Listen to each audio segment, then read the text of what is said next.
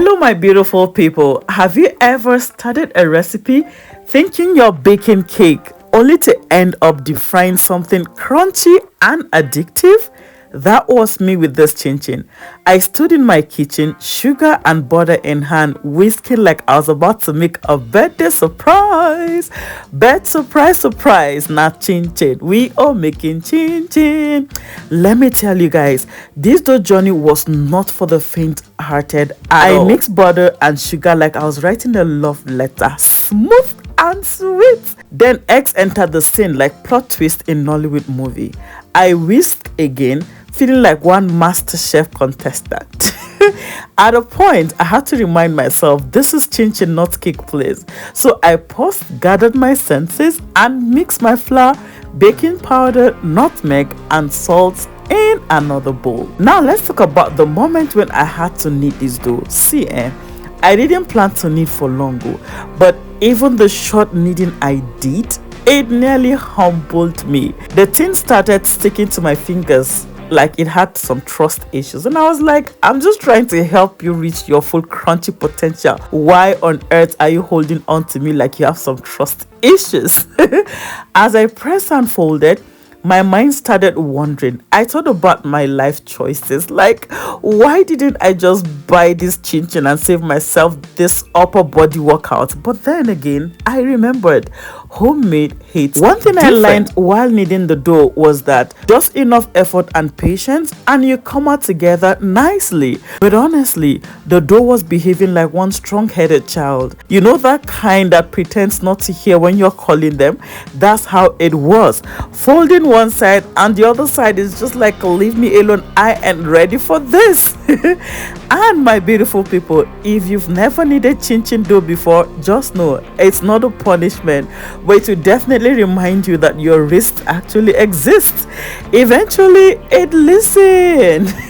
It came together, not too soft, not too hard, but just like that one friend who is always dramatic but deep down has a golden heart. Now, after kneading like a warrior, when it was time for me to cut the dough, this was where you bring out your inner fashion designer. See, I'm not good with shapes. I'm not even good with sizes and all this perfect cutting, whatever. But every shape must just be fine. Don't go and cut triangle if your spirit is in rectangle.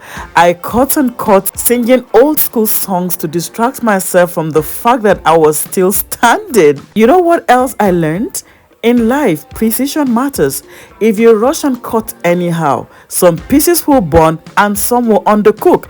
That's how friendships and decisions are. Cut with sense. As I dropped those lovely chinchin pieces into the hot oil, the kitchen started smelling like Christmas and childhood. The sizzle was music. The golden brown color, award-winning. So my beautiful people, if life hands you overripe butter and urge you to bake cake, just turn it into chinchin and enjoy the ride. From whisking like cake to kneading like puff puff to frying like small chops, this chinchin gave full drama. And please remember, be like chinchin. Take the pressure, keep your shape, and come out golden. And just like that, my kitchen turned into a mini chinchin factory. No apron, no cap, just vibes and flour everywhere. After all the mixing, kneading, cutting and frying, I stood back like a proud mama watching her child graduate with honors. That golden brown chinchin was singing, "We did it." I even gave myself a small applause in my mind. Now let me tell you something. Chinchin taught me few serious life lessons today. Number one is that you have to just start sweet. The way we creamed sugar and butter first, that's how life should be.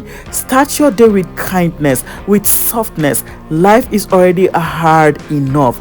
Don't be the extra nutmeg in someone's pepper soup, okay? I hope you got that. And the second thing I learned is do not skip the process. The kneading we did, It was not easy, but it shaped the final result.